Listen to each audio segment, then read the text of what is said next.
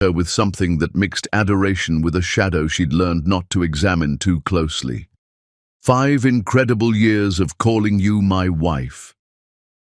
Tara, 30 years old and radiant in her emerald silk dress, felt her heart flutter the same way it had 7 years ago when they first met. She turned in his arms, her dark skin glowing in the candlelight, her natural curls perfectly framing her face. "Has it really been that long since you swept me off my feet at that business conference in Chicago?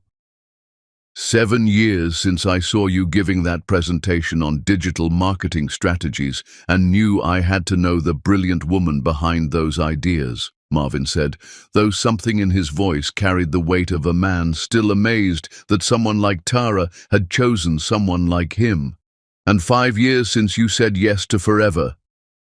The penthouse around them told the story of their journey together, but also of careful compromises Tara had made without fully realizing it. The minimalist design was Marvin's preference, the neutral colors chosen to complement his taste rather than her love of bold jewel tones. Every piece had been selected together, but looking back, Tara realized together had often meant her deferring to his vision of sophistication. "Do you remember what you said when you proposed?" Tara asked, her fingers tracing the lapels of his jacket. Marvin's smile grew tender, but there was something vulnerable beneath it, the expression of a man who still couldn't quite believe he'd won the lottery. "I said that I'd spent my whole life building businesses, but I wanted to spend the rest of it building a love story with you. And I said yes because you were the first man who saw my mind before my beauty, my dreams before my curves." It was true, but she remembered the night he'd introduced her at the Tech Leaders Summit 6 months ago. "This is my wife Tara, the real brains behind Durantech's marketing revolution," he'd said, and while others had complimented her brilliance, she'd noticed how his chest had puffed with pride, as if her accomplishments were reflections of his good judgment in choosing her. He spun her around slowly, and she laughed, the sound filling their home with joy. The diamond necklace caught the light again, heavy and expensive against her throat. Beautiful gifts had become Marvin's way of expressing feelings he struggled to voice directly, as if he believed he had to keep proving his worthiness through material gestures. "I still can't believe you chose me," she said softly, and watched his face brighten the way it always did when she expressed gratitude for his love rather than simply accepting it as her due. "Chose you?" Marvin pulled her closer, his relief at her words barely hidden behind his conviction. "Tara, you weren't a choice. You were destiny. From the moment you challenged my ideas in that conference room, refusing to be impressed by my success until I proved my worth through my mind, I knew my search was over." But even as he said the words, Tara sometimes wondered if he loved her brilliance because it reflected well on him, or because he genuinely valued her mind. The distinction mattered, though she'd never allowed herself to examine it too closely. They had built their empire together, though the division of labor had shifted subtly over the years. While Marvin's company, Durantech, had made them wealthy, it was Tara's marketing genius that had transformed his technical innovations into cultural phenomena. She'd left her corporate job 3 years into their marriage to become his partner in business as well as life, telling herself it was romantic rather than acknowledging she was subordinating her career to his. "Remember our first apartment?" Tara asked as they swayed to the soft jazz playing from their sound system. "That tiny place in Brooklyn where we could barely fit a queen bed?" Marvin chuckled. "You made it feel like a palace. You hung those string lights everywhere and somehow made a studio apartment feel like home. We were so poor but so rich," Tara said, though she remembered feeling more independent then, more herself. She'd had her own job, her own income, her own dreams that weren't automatically secondary to his. "You made me feel like I could conquer the world," Marvin said. And there it was again, the need for her to make him feel worthy, rather than him simply being worthy on his own. "Still do." Now their wealth was vast. Multiple homes, luxury cars, investment portfolios that most people could only dream of. But sometimes, in quiet moments like this, Tara wondered when abundance had started feeling like beautiful bondage, when being cherished had begun to feel like being collected. "Dance with me," Marvin said, though they were already swaying together. He led her to the center of their living room, where moonlight streamed through the windows. Their wedding song began to play, "All of Me," by John Legend. Marvin had chosen it because the lyrics captured how he felt about her, but lately, Tara had begun to notice how the song was about loving someone's flaws rather than celebrating their strengths. As they danced, she remembered their wedding day 5 years ago. Marvin had cried when she walked down the aisle in her grandmother's vintage lace dress, but she'd also noticed how he'd subtly directed the photographer to capture his emotion rather than simply feeling it privately. Even their most intimate moments sometimes felt performed, as if their love needed an audience to validate it. "What are you thinking about?" Marvin asked, noticing the distant look in her eyes. "Our wedding day. How perfect everything was." "Perfect," he agreed, but his tone carried the weight of someone trying to convince himself as much as her. "We were perfect. We are perfect." The repetition felt like an incantation, as if saying it enough times would make it unshakably true. They had weathered storms together. His business struggles, her miscarriage 2 years ago, the subtle racism they sometimes encountered as an interracial couple in elite circles. But they'd faced everything hand in hand, even if Tara had increasingly found herself adapting to fit his needs rather than him accommodating hers. "I have something else for you," Marvin said, reaching into his jacket pocket with the nervous energy of a man who expressed love through gestures because words felt inadequate. "The necklace wasn't enough?" Tara laughed, though part of her wished for one anniversary gift that wasn't about what he could buy, but what he could create or sacrifice for her. "Close your eyes," she obeyed, feeling him place something small in her palm. When she opened her eyes, she found a small velvet box containing a key. "What's this for?" "The lake house in upstate New York. I bought it yesterday. Our own private retreat where we can escape whenever the world gets too loud." The gesture was beautiful and thoughtful, but Tara couldn't help noticing that he'd bought it without consulting her, making another major life decision as if her opinion was assumed rather than requested. "Marvin, it's lovely, but you didn't need to." "I wanted to. I want to give you everything, Tara. You deserve the world." But his voice carried the undertone of a man trying to prove something rather than simply sharing something. She kissed him then, tasting the champagne they'd shared and trying to recapture the pure joy she'd once felt in moments like this. When they broke apart, both were breathless, but Tara couldn't shake the feeling that something fundamental was shifting between them. "I love you so much it scares me sometimes," she admitted. "Scares you how?" "Because you have all of me, Marvin. Every piece of my heart, every dream in my head, every hope for the future. Sometimes I wonder if that's healthy, giving someone so much power over your happiness." "You have the same power over me," he said, but they both knew it wasn't quite true. She'd structured her life around their marriage. He'd structured their marriage around his ambitions. "Promise me something," she said as they moved toward their bedroom. "Anything. Promise me that if you ever feel like this isn't enough, like I'm not enough, you'll tell me. Don't let resentment build. Don't let curiosity about other lives poison what we have." Marvin's step faltered almost imperceptibly. The question was too close to thoughts he'd been having but hadn't dared voice, wondering what his life might have looked like if he'd made different choices, if he'd pursued the kind of dangerous, passionate relationships his single friends seemed to thrive on. "Why would you ask that?" he said, deflecting rather than promising. Because I see how you look sometimes at couples who fight and make up, who have dramatic breakups and passionate reunions, like you wonder what that intensity would feel like. What we have is better than drama, he said, but his voice lacked conviction. What we have is real. Yes, Tara agreed, but as they reached their bedroom, she couldn't shake the feeling that real had somehow become another word for predictable in Marvin's mind. They made love with the passion of people who knew each other's bodies perfectly, but afterward, as they lay entwined in their silk sheets, Tara found herself staring at the ceiling and wondering when physical intimacy had started feeling like emotional distance. "Are you happy?" she asked quietly into the darkness. "Of course I'm happy," Marvin replied too quickly. "Why wouldn't I be happy?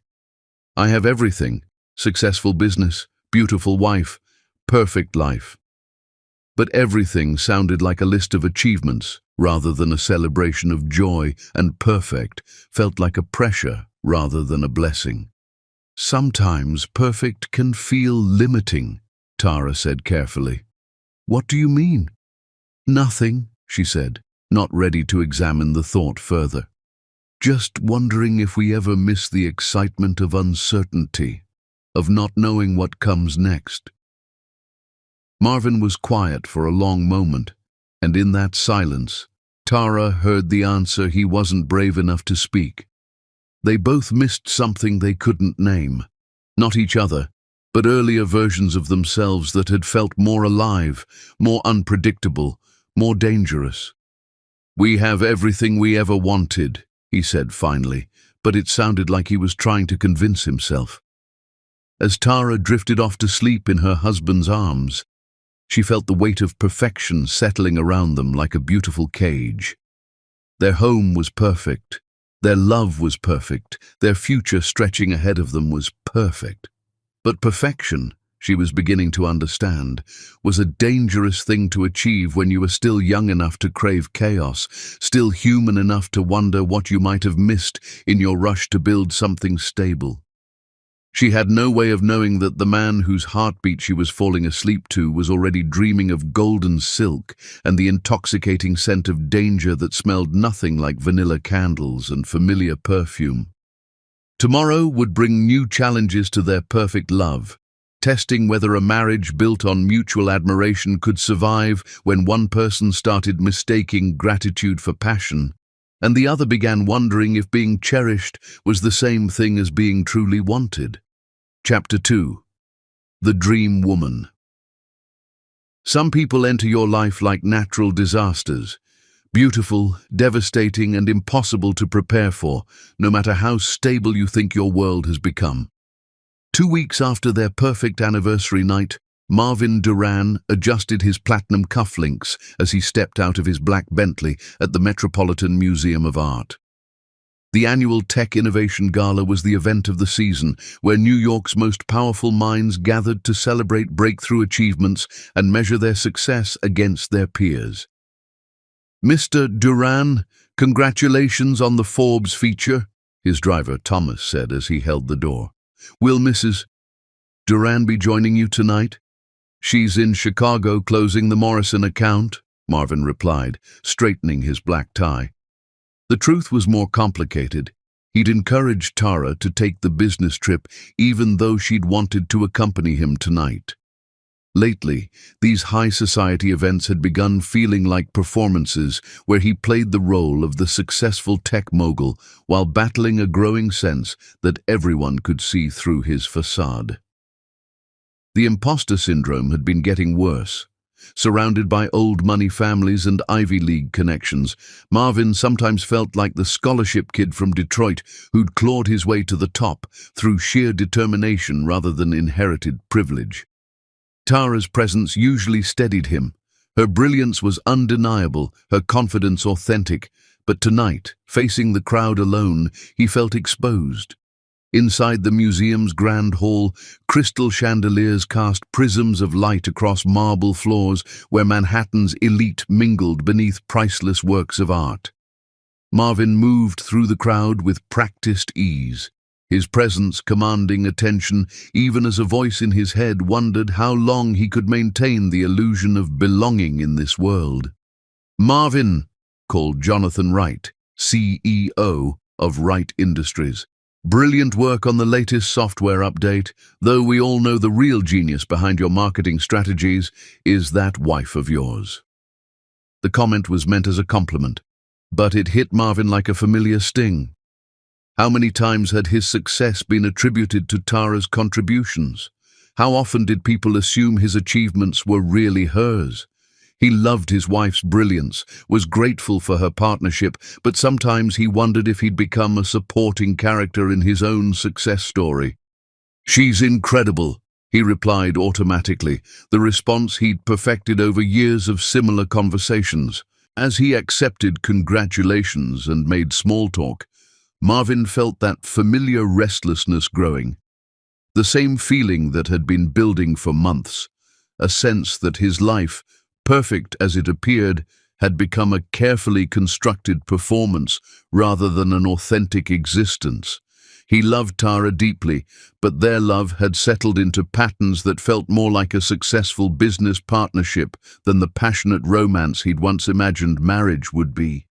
That's when he saw her. She stood near the Impressionist paintings, and Marvin's first thought was that she looked like she'd stepped out of one of the artworks herself, ethereal, untouchable, beautiful, in a way that seemed almost otherworldly. Her long blonde hair caught the gallery lighting like spun gold, and her figure in the silver dress was the kind that made grown men forget their own names.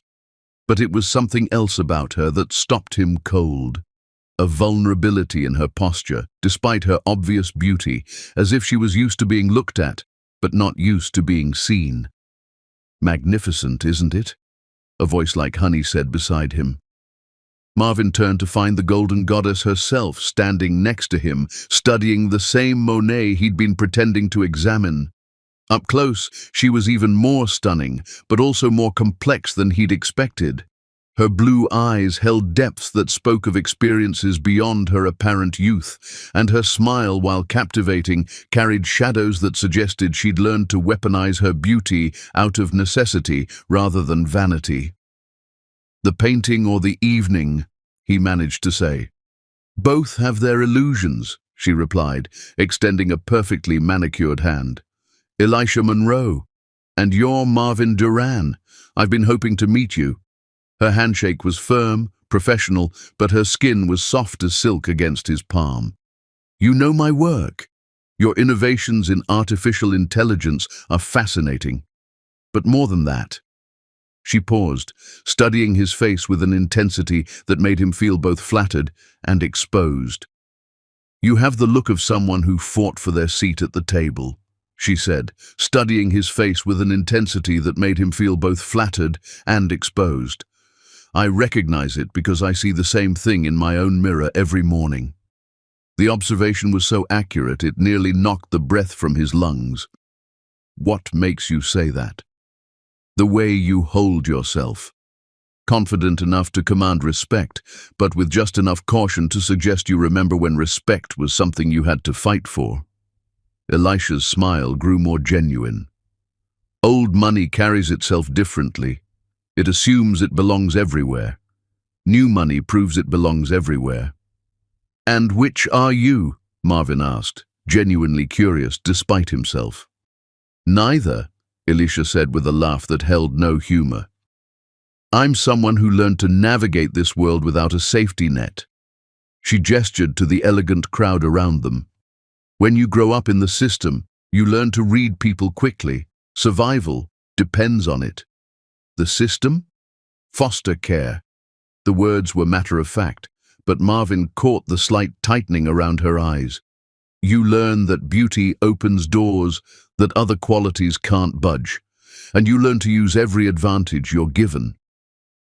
Her directness surprised him, but it also explained the careful way she held herself, as if always ready to adapt to whatever response her honesty provoked. The casual mention of foster care hit him like a revelation. This wasn't just a beautiful socialite looking for her next wealthy conquest. This was someone who'd learned to navigate elite circles as a matter of survival, using her extraordinary beauty as armor against a world that had never offered her safety. "Foster care," he repeated, his tone gentle with understanding. 16 different homes between ages 6 and 18, she said matter-of-factly. Some kind, some tolerable, some... She shrugged elegantly.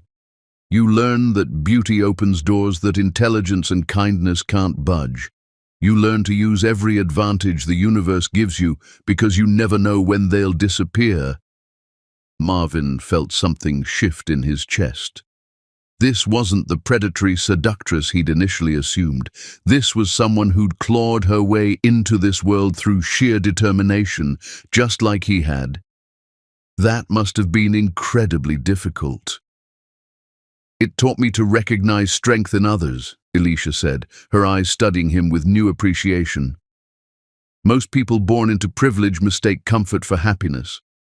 But those of us who built ourselves from nothing, we understand that real satisfaction comes from conquering challenges, not avoiding them." The conversation was unlike anything he'd experienced at these events. While others discussed stock portfolios and vacation homes, Alicia was talking about survival and strength and the psychology of success. It reminded him of early conversations with Tara, before their relationship had settled into comfortable patterns of mutual admiration. "I should rejoin my colleagues," Marvin said, though he made no move to leave. "Should," Alicia repeated thoughtfully. Such an interesting word. It implies duty over desire, obligation over choice. Do you find yourself using it often? What do you mean?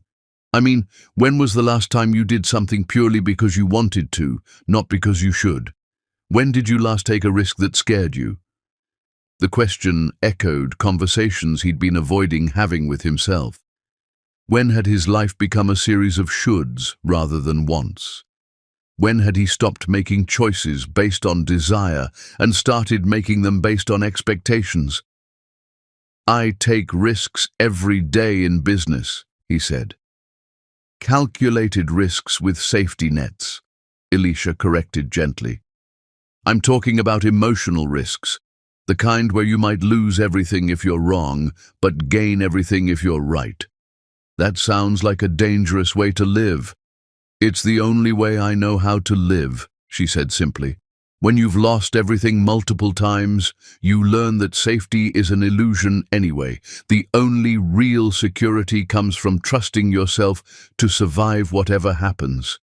Before he could respond, she reached into her small evening purse and pulled out a card, pressing it into his hand. "I'm in the city for another month, working on a photography project about success and survival. If you ever want to talk to someone who understands what it's like to build yourself from nothing and wonder if the person you've become is who you really are." She started to walk away, then paused. "Your wife sounds incredible, by the way. The kind of woman who supports your dreams because she loves you, not because she needs you. That's rare. How do you know about Tara?" "I research everyone worth knowing in this city.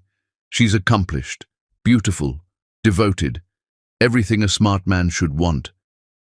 Alicia's smile was sad rather than seductive. "The question is whether being everything someone should want is the same as being what they actually need." With that enigmatic statement, she disappeared into the crowd, leaving Marvin standing alone beside the Monet with his worldview quietly imploding. He didn't look at her card immediately. Instead, he found the bar and ordered a scotch, neat, the way he'd drunk it in college before Tara had introduced him to wine and sophistication and the finer things in life. The alcohol burned, but not as much as the realization that he couldn't immediately answer whether his wife was what he needed or what he'd been told he should need. When he finally glanced at the card, elegant script on cream paper read, "Elisha Monroe, for conversations about building yourself into someone worth becoming." His phone buzzed with a text from Tara. Missing you tonight. Can't wait to hear all about the gala. The Morrison deal is almost closed. Love you endlessly." The message should have filled him with warmth and pride. Instead, it highlighted the difference between the woman who loved him for who he was and the woman who challenged him to examine who he'd become. Tara's love felt safe, comfortable, assumed. Elisha's attention felt dangerous, unpredictable, earned. "You look like a man wrestling with complicated thoughts," said David Kim, appearing beside him at the bar with a knowing smile. "Just processing the evening," Marvin replied, slipping Elisha's card into his jacket pocket before David could see it. "Lot of interesting people here tonight. I saw you talking to that blonde woman by the paintings. Elisha something. She's been making waves in the modeling world lately." "Just networking," Marvin said, but his voice sounded hollow even to himself. "Course," David agreed, though his tone suggested he'd noticed more than Marvin was comfortable with. "How's Tara? Still the genius behind your marketing magic?" "She's in Chicago," Marvin said, avoiding the question about her role in his success. "Closing a major deal." "Lucky man," David said, and Marvin wasn't sure if he meant lucky to have Tara or lucky that she wasn't here to witness his obvious attraction to another woman. The rest of the evening passed in a haze of familiar conversations and forced smiles. Marvin played his role perfectly, but his mind kept drifting to blue eyes that had seen too much, to conversations about survival and authenticity, to the intoxicating possibility of knowing someone who'd built herself from nothing and understood the weight of constantly proving your worth. When he finally returned home to their penthouse, the silence felt deafening. No jazz music, no vanilla candles, no soft laughter from the woman who made their house feel like home. Just empty rooms filled with expensive furniture and the echo of his own footsteps. He sat in his study, Elisha's card on his desk like a small white flag of surrender, and forced himself to confront the question that had been eating at him for months. Was he grateful for Tara's love, or truly fulfilled by it? Was their marriage a beautiful achievement, or a comfortable prison he'd built for himself? As the city lights blurred outside his window and the weight of perfection pressed down like a physical force, Marvin Duran began to understand the difference between having everything you're supposed to want and actually wanting everything you have. Chapter 3. The Confession. The truth arrives wearing the mask of honesty, promising to set you free while quietly destroying everything you've built your happiness on. Marvin stood outside their penthouse door at midnight, his key frozen in his hand as he wrestled with thoughts that felt like betrayal just for existing. The drive home from the gala had been torture, 40 minutes of city traffic while Elisha's words echoed in his mind like a virus he couldn't delete. When was the last time you did something purely because you wanted to, not because you should? The question had unlocked something dangerous in his chest, a restlessness that felt like suffocating in reverse. Not the absence of air, but too much of the wrong kind, the safe kind that kept him alive but never made him feel truly awake. He finally unlocked the door and stepped into their sanctuary, immediately enveloped by everything that represented home.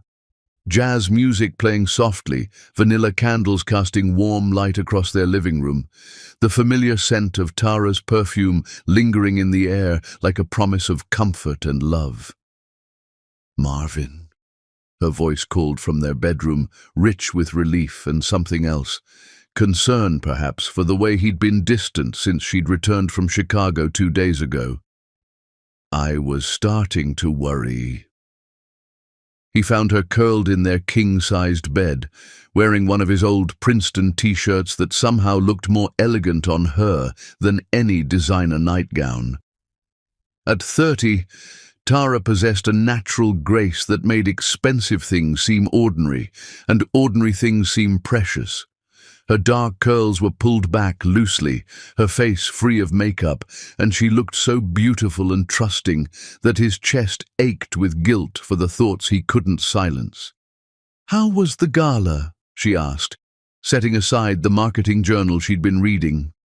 Even during her downtime, she was working, not because he pressured her, but because she genuinely loved the intellectual challenge of understanding human behavior and translating it into successful campaigns. "Educational," he said, the word tasting like copper in his mouth. "Meet anyone interesting?" The question was innocent, conversational, but something in his expression made her dark eyes sharpen with concern. Marvin sat heavily on the edge of their bed, and Tara immediately moved closer, her hand finding his shoulder with the instinctive comfort of someone who'd spent years learning to read his moods and respond to his needs. "I need to tell you about something that happened tonight," he said finally. "Okay," she said softly, though her hand stilled against his back. "I met someone. A woman." The words felt like stepping off a cliff. "And I can't get her out of my head." "What do you mean you can't get her out of your head?" "I mean, I keep thinking about her, about what she said, how she made me feel." He was fumbling now, unable to articulate the complexity of his attraction without sounding like either a cheater or a fool. "She reminded me of who I used to be." The silence that followed stretched like a wire pulled too tight. Tara's hand didn't move away from his shoulder, but he could feel the tension coiling through her body. "Can't stop thinking about her, how?" Her voice was carefully controlled, the tone she used in business negotiations when she needed to gather information before reacting. "Who you used to be." Her voice was carefully controlled, but he could hear the danger beneath it. "Before I became this." He gestured helplessly at their expensive surroundings. "Before I became the perfect husband with the perfect life who never takes risks anymore." "So this woman represents risk?" "She represents—" He struggled to find words that wouldn't destroy everything. "Freedom, I suppose. The feeling of not knowing what comes next." "And our marriage doesn't give you that feeling?" "Our marriage gives me security," he said, and immediately regretted the choice of words when her face went completely still. "Security," she repeated slowly. "Not joy. Not excitement. Not love. Security. Dying how?" Her question came out as a whisper, like I've become this perfect version of myself that everyone expects. The successful husband, the tech mogul, the man who has everything figured out. But I don't recognize myself anymore. When did I stop being someone who surprised people? When did I become so predictable? Tara was quiet for a long moment, and when she spoke, her voice carried hurt and recognition in equal measure. "When did being married to me start feeling like a limitation instead of a partnership?" "That's not what I meant, isn't it?" She pulled back to study his face, her intelligence cutting through his careful words to the truth beneath. "You're telling me that this woman represents freedom, excitement, danger, everything our marriage apparently isn't." "Our marriage is beautiful," he said desperately. "It's stable and supportive and everything I should want." "Should again," Tara interrupted, her voice growing stronger. "You keep using that word, Marvin. Should love me, should want this life, should be grateful for what we've built. When did our love become an obligation instead of a choice?" The accusation stung because it contained an uncomfortable grain of truth. Somewhere along the way, their relationship had become something he maintained rather than something he celebrated. Not because he loved her less, but because loving her had become as automatic as breathing, necessary for survival, but no longer consciously appreciated. "I don't know how to want what I have," he admitted, the confession ripping from his chest like a physical wound. I know I'm supposed to be grateful, supposed to be satisfied, supposed to cherish what we've built together. But there's this voice in my head asking what else is out there, what other versions of myself I might have become. And this woman, Elisha, she represents those other versions? She represents not knowing what comes next, he said honestly. Not having everything planned and perfect and safe. She makes me feel like I did when I was 25 and hungry for something I couldn't name. Tara was quiet for so long that Marvin began to hope she might understand, might find a way to help him work through this crisis without destroying everything they'd built together. "What exactly are you asking me?" she said finally. This was the moment of choice. He could retreat, apologize, pretend this conversation had never happened, and bury his restlessness deeper. Or he could be completely honest about desires that felt like betrayal just for existing. "I need to know what it feels like to be with her," he said quietly. "Just once. Just long enough to prove to myself that what we have is worth more than any fantasy." The words landed like physical blows. Tara's face went through a series of expressions: shock, pain, disbelief, and finally something that looked like she was watching him die in front of her. "You want to sleep with another woman to prove you love me?" Her voice was hollow, distant. "I want to get her out of my system so I can come home to you knowing I chose you over everything else," he said desperately. "Not because it's safe or expected or comfortable, but because after experiencing what else is out there, you're still what I want most. And if you discover she's what you want most—" "That won't happen," he said with more conviction than he felt. "Because what we have is real, Tara. It's built on years of love and partnership and shared dreams. She's just curiosity, fantasy, the road not taken." "The road not taken," Tara repeated slowly, and he could see her brilliant mind working through the implications. "So our marriage, our love, our life together, that's the road you settled for, instead of the one you actually wanted to walk?" "No, that's not—" "Then what?" She stood up from the bed with sudden energy, pacing to their bedroom window.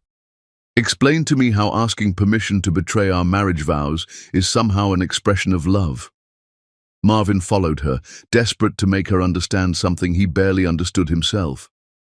"Because I'm being honest with you instead of lying. Because I'm asking for your blessing instead of sneaking around behind your back." "How generous of you," she said, her voice gaining an edge he'd rarely heard. "You want credit for asking permission to destroy my trust instead of just destroying it in secret. I want to know that when I choose you, it's because you're irreplaceable, not because you're convenient." The words came out wrong, harsh and cruel when he'd meant them to be reassuring. Tara's face went completely still, and he realized with growing horror that he'd just reduced their 5 years of marriage to a question of convenience. "Irreplaceable," she said slowly. "You need to sleep with someone else to determine whether your wife is irreplaceable." "Tara, no." Her voice cut through his attempted explanation like a blade. "Let me see if I understand this correctly. You've met a woman who makes you feel young and dangerous and alive, feelings that apparently our marriage has killed. And rather than examining why you're bored with love that most people spend their entire lives trying to find, you've decided the solution is to satisfy your curiosity with her, then return to me with the wisdom that I'm still your best option." When she put it like that, his reasoning sounded selfish and cruel, but he couldn't deny the essential truth of it. "I know it sounds terrible when you say it like that. It sounds terrible because it is terrible," she said, turning to face him with eyes that held more pain than anger. "Do you have any idea what you're asking me to live with? Knowing that you had to sample other women to decide I was worth keeping. It's not about sampling. Then what is it about, Marvin?" Because from where I'm standing, it looks like you've grown tired of a wife who supports your dreams, shares your bed, and builds your success. And you want to see what's available in the fantasy market before committing to reality. Her words hit him like physical blows because they forced him to confront the selfish core of his request. He wasn't asking for understanding or support, he was asking for permission to humiliate her while keeping her available as his backup plan.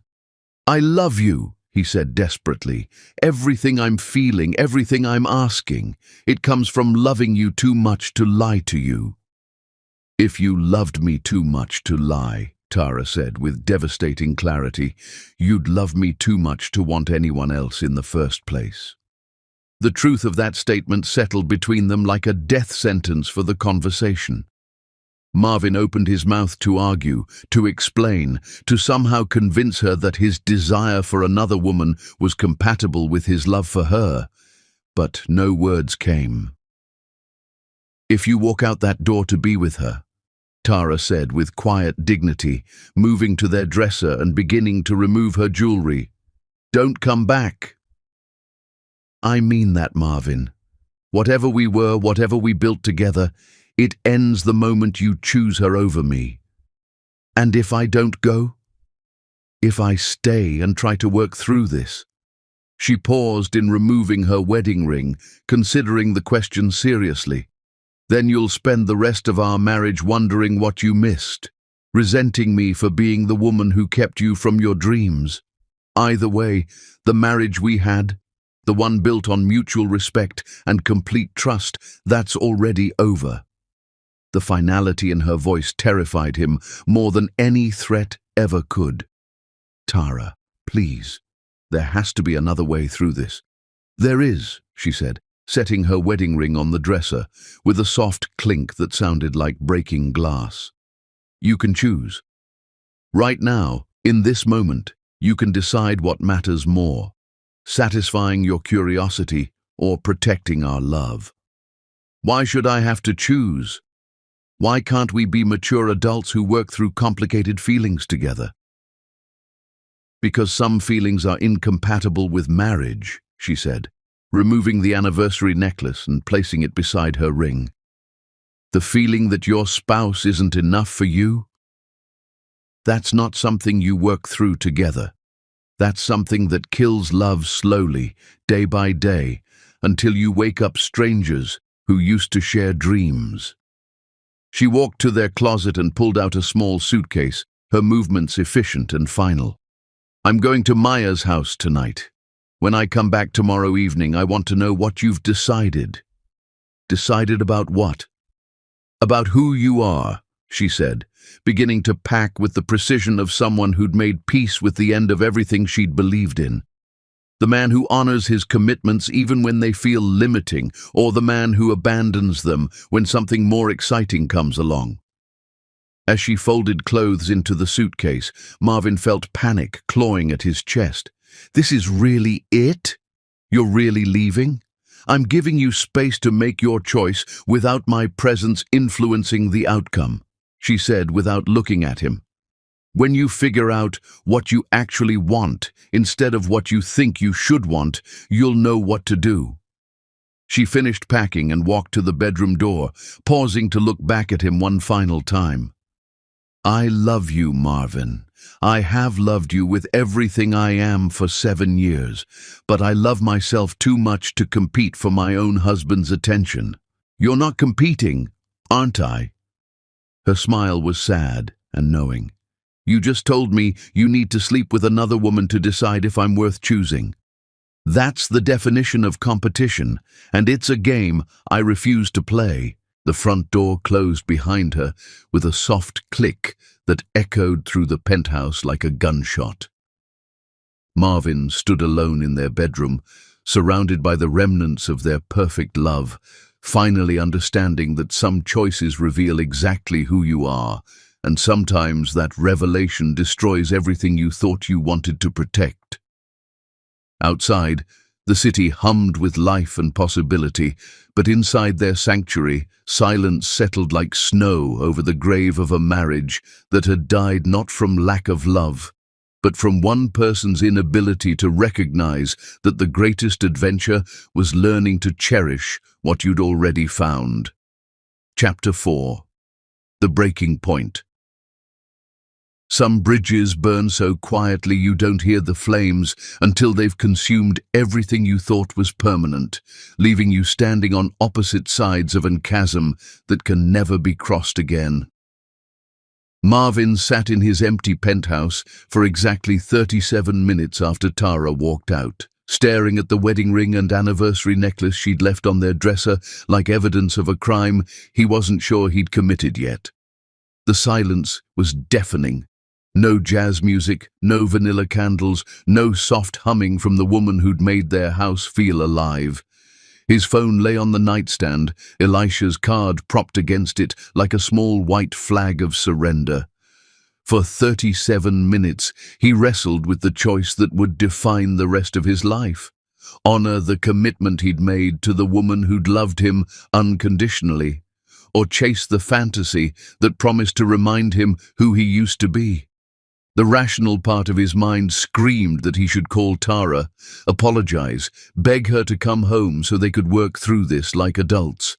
But the part that had been slowly suffocating under the weight of routine whispered that maybe this was exactly the permission he needed to remember what it felt like to be truly alive. At 1:23 a.m., his hands shaking with something between anticipation and terror, he dialed Elisha's number. "I was wondering when you'd call," her honeyed voice answered on the second ring, as if she'd been waiting by the phone. "How did your wife handle the truth?" "She left," Marvin said, the words tasting like ashes. "Of course she did," Elisha said with satisfaction that made his chest tighten uncomfortably. "Women like that always run when faced with real competition. She'll be back, Marvin. They always come back once they realize there's nowhere else to go." The casual dismissal of Tara's strength and independence should have angered him, but instead it fed the narrative he needed to believe, that his wife's reaction was dramatic rather than justified, emotional rather than rational. "She said if I came to you I shouldn't come back." "Empty threats," Elisha said with certainty, born from years of studying human nature from the outside. "Trust me, I understand women like her. Devoted, dependable, desperate to maintain their perfect lives. She's testing you to see if you'll choose security over passion." "Where are you?" "The plaza." "But Marvin?" Her voice dropped to a whisper that sent heat racing through his veins. "Are you absolutely certain you're ready for this?" "Once you cross this line, everything changes." "Everything already changed," he said, and realized it was true. The moment he'd confessed his desire for another woman, he'd stepped across a boundary that couldn't be uncrossed. 45 minutes later, Marvin stood outside Elisha's hotel suite, his heart hammering against his ribs. Part of him still expected to turn around, go home, find some way to rebuild the trust he'd shattered with his honesty. But when the door opened to reveal Elisha in silk that left nothing to imagination, rational thought abandoned him entirely. "You came," she said, pulling him into a space that smelled like expensive perfume and possibility. "I'm here," he confirmed, though part of him felt like he was watching someone else's life unfold.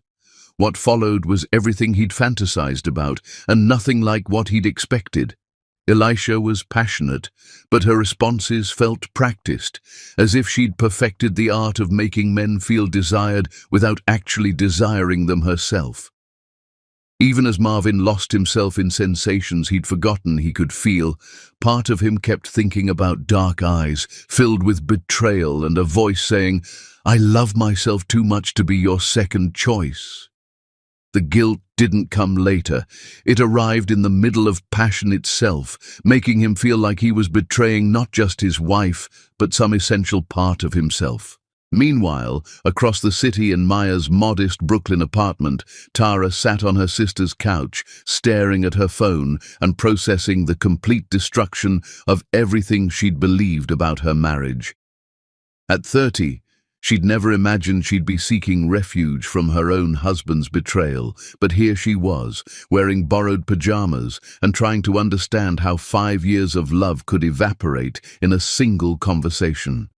"He's not worth your tears," Maya said, setting tea beside her sister while radiating the protective fury of someone who'd watched Tara sacrifice piece after piece of herself for a man who'd apparently been keeping score. "I keep thinking he'll call," Tara whispered, "that he'll realize what he's throwing away and choose us instead. And if he does, if he comes home with apologies and promises, then I'll know he only chose me because his fantasy disappointed him," Tara said, the words breaking her heart all over again. "Not because he realized I was worth fighting for in the first place." At 3:17 a.m., her phone finally rang. For a moment, hope flared in her chest. Maybe he'd come to his senses. Maybe their love was stronger than his curiosity about roads not taken. But when she answered, expecting apologies or explanations, she instead heard the unmistakable sounds of passion, breathless whispers, soft moans, and Marvin's voice saying, "Just a minute," before the line went dead. He'd called her by accident while with another woman, his phone dialing her number from his pocket during the very betrayal that had ended their marriage. The humiliation was almost worse than the heartbreak. "Oh, sweetheart," Maya whispered, seeing Tara's face crumple with the brutal finality of absolute betrayal. But instead of dissolving into tears, something steel-hard crystallized in Tara's chest. She'd spent hours wondering if she'd overreacted, if she should have been more understanding of his crisis, if good wives were supposed to forgive curiosity and work through complicated feelings together. That accidental phone call had shown her the truth. While she'd been questioning her own judgment, he'd been exploring every fantasy with the woman he'd chosen over their marriage. "I need to go back to the penthouse," she said, standing with sudden purpose that surprised them both. "It's 3 in the morning. I need to pack everything before he comes home, expecting to find his devoted wife waiting to discuss our future like reasonable adults." Maya grabbed her keys without argument, understanding that some decisions couldn't wait for morning light or rational conversation. The penthouse felt like a mausoleum when they entered, filled with the ghosts of 5 years of shared dreams and 7 years of love that had apparently meant more to her than to him. Tara moved through their home with mechanical efficiency, packing her life into boxes while Maya watched with growing admiration for her sister's strength. "Take everything that's yours," Maya said fiercely. "Don't leave a single thing behind for him to use as an excuse to contact you later." Tara took her clothes, her books, her grandmother's jewelry, the marketing awards she'd earned, everything that represented her individual identity rather than their shared life.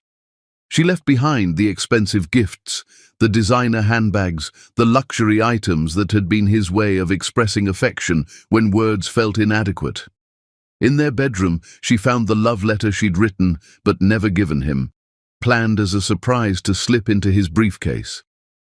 The words mocked her now. "Every day, I wake up grateful that the universe conspired to make you mine. You are my greatest adventure, my safest harbor, my forever love." She burned it in their fireplace, watching her naive words turn to ash. By dawn, Tara had moved her entire life to Maya's apartment and signed the lease on a small but elegant space in Soho. It wasn't much compared to the penthouse, but it was hers.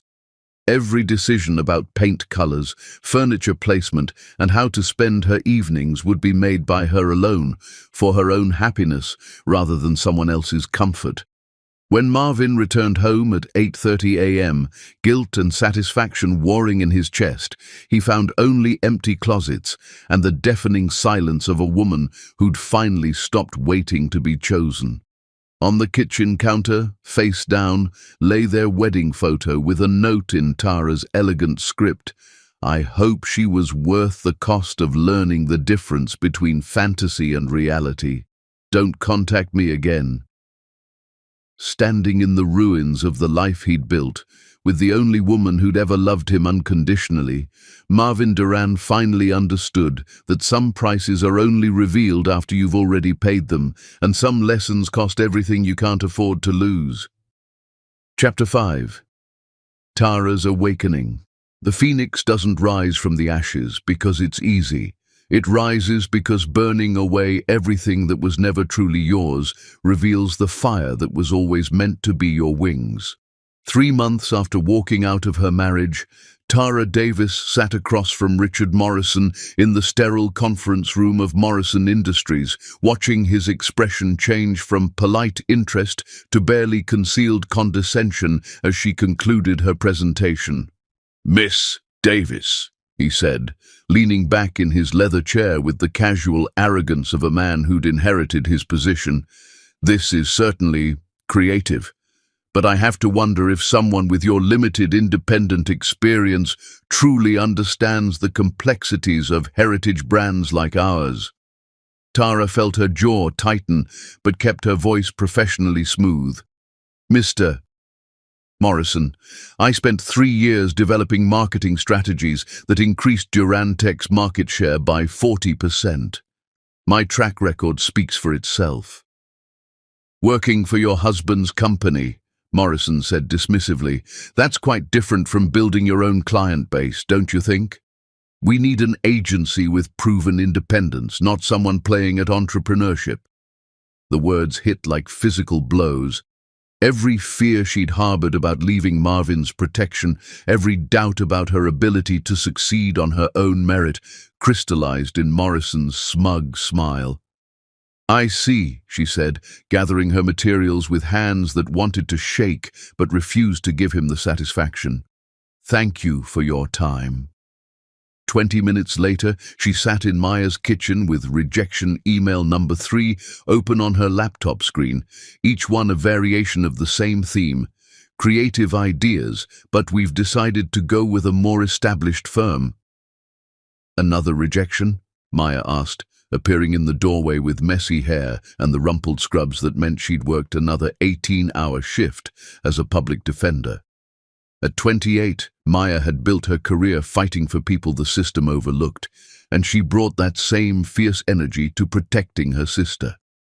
"Morrison Industries," Tara said, closing her laptop with barely controlled frustration. "They loved my pitch, complimented my vision, then hired the agency that charged 3 times my rate because they've been in business longer."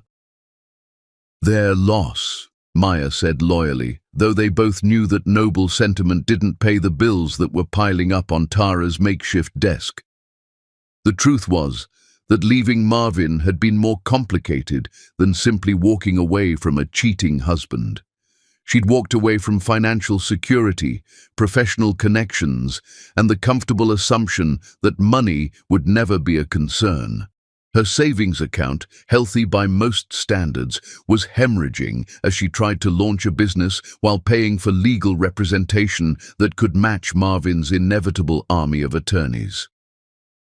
"I've been thinking," Tara said, pouring coffee into 2 mismatched mugs that somehow felt more honest than the matching fine china she'd left behind. "Maybe this was a mistake. Maybe I should have stayed, worked through his crisis, found a way to save our marriage instead of running at the first sign of trouble." Maya set down her coffee with enough force to slosh liquid onto the counter. "Tara Marie Davis, you did not run from trouble. You walked away from a man who asked permission to betray you. There's a difference. But maybe I could have fought for us. Maybe I gave up too easily because my pride was hurt instead of trying to understand what he was really going through." "What he was going through," Maya said, with the precision of someone who'd spent years cross-examining criminals, "was a selfish desire to have his cake and eat it too. Don't rewrite history to make his betrayal your fault."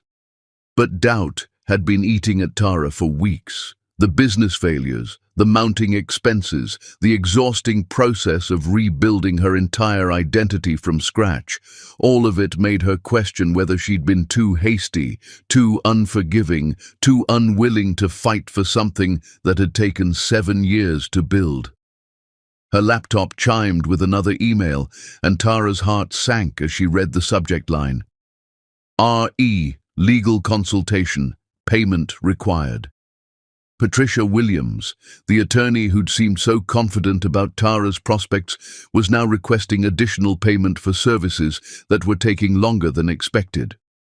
Marvin's legal team was employing delay tactics that required more billable hours to counter, and Tara's legal fund was running dangerously low. "How bad is it?" Maya asked, reading her sister's expression with the accuracy that came from 28 years of sisterhood. "Bad enough that I might have to represent myself if this drags on much longer," Tara admitted. "Marvin's lawyers are stalling on the financial discovery, claiming his business valuations are more complex than anticipated. Meanwhile, I'm bleeding money I don't have while trying to start a company with clients who don't trust me yet. Can you ask Mom and Dad for help?" "They've already offered," Tara said quietly. "But taking money from parents who sacrificed everything to put me through college feels like admitting I failed at being an adult." Maya was quiet for a moment, then made a decision that would change both their lives. "Move in with me officially. Split the rent, utilities, groceries. Use the money you save to keep your lawyer and your business afloat." "Maya, I can't ask you to—" "You're not asking. I'm offering. Besides," Maya grinned, though her eyes were serious, "I've missed having you around. It's been lonely being the only Davis sister who refuses to let men determine her life choices." The arrangement should have felt like failure, a 30-year-old woman moving back in with family because she couldn't support herself independently. Instead, it felt like the first step toward building something real rather than impressive. That afternoon, Tara did something she'd been avoiding for 3 months. She called her former colleague, Jessica Park, who'd left Durantech 8 months ago to start her own digital design firm. "Tara, oh my God, I heard about you and Marvin. I'm so sorry." "Don't be sorry," Tara interrupted, her voice stronger than it had been in weeks. "Be interested. I'm starting my own marketing consultancy, and I could use a creative partner who understands taking risks." "Are you serious? You're really doing it?" "I'm broke, desperate, and completely terrified," Tara said honestly. "But I'm also more determined than I've ever been in my life. I have some freelance projects lined up, enough to keep us fed while we build something meaningful." "What kind of projects?" "Small businesses mostly. A family-owned restaurant in Queens, a boutique fitness studio, a non-profit that helps women transition out of abusive relationships." She paused, hearing how her voice changed when she talked about work that mattered rather than just work that paid. Not glamorous clients, but their stories are real. Their challenges are authentic, and they trust me to help them grow instead of just maintain what they already have. Jessica's excitement was infectious. "When do we start?" The next week brought a breakthrough that felt like vindication and terror in equal measure. The women's shelter nonprofit, impressed with her preliminary concepts, referred her to 3 other organizations serving vulnerable populations. None of them could pay much, but their missions resonated with something deep in Tara's chest, the part of her that had always wanted to use her talents for more than just generating profit. "You're glowing," Maya observed one evening, finding Tara working at their kitchen table surrounded by campaign materials for a domestic violence prevention program. "I'm working on something that matters," Tara said, looking up from her sketches with bright eyes. "Not just selling products people don't need, but actually helping organizations change lives." "Is it enough? Financially, I mean." "Not yet," Tara admitted, "but it's a foundation." And I'd rather build slowly on something meaningful than quickly on something hollow. The breakthrough came when Regina Foster, director of the women's shelter, called with news that would change everything. Tara, I just got off the phone with the Pemberton Foundation. They fund non-profits across the Northeast, and they want to meet with you about creating a comprehensive awareness campaign. The budget is substantial, enough to pay a real agency, not just freelance rates. They want to meet with me specifically. They saw your preliminary work for our shelter and were impressed with your approach.